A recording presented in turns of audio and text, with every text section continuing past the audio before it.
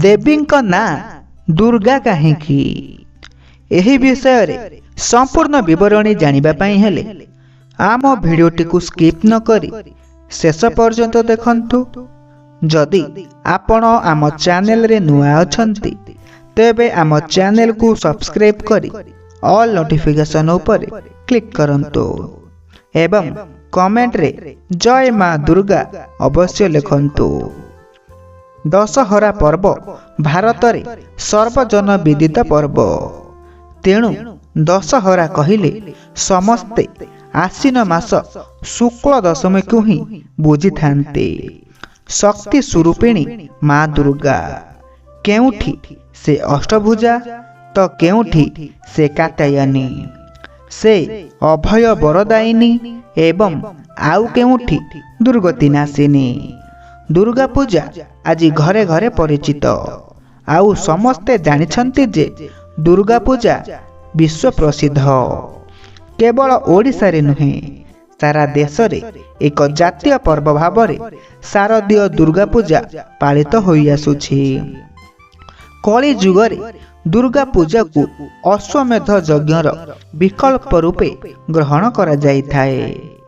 आश्विन शुक्ल दशमी तिथि रे देवी मां दुर्गा को पूजन कले मानव 10 जन्मकृत पापरु उद्धार पाए बोली एही पुण्यतिथि को दशहरा कहा जाई थाए।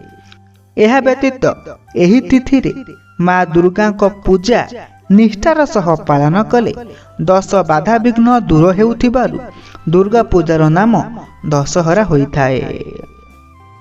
आसंतु जानिबा दुर्गा शब्दर अर्थ कौन। प्रकृत रे दुर्गा शब्द को विश्लेषण कले जना जाए जे जहांकु सहजरे पाई हुए नहीं। से हेउछंती शक्ति स्वरूपिणी। संसारर समस्त ज्ञान अज्ञान तांको भितरे समाहित होईछि। से सृजन करंती, पालन करंती, संहार भी करंती। से आद्या महाशक्ति। तांकर स्वरूप विविध।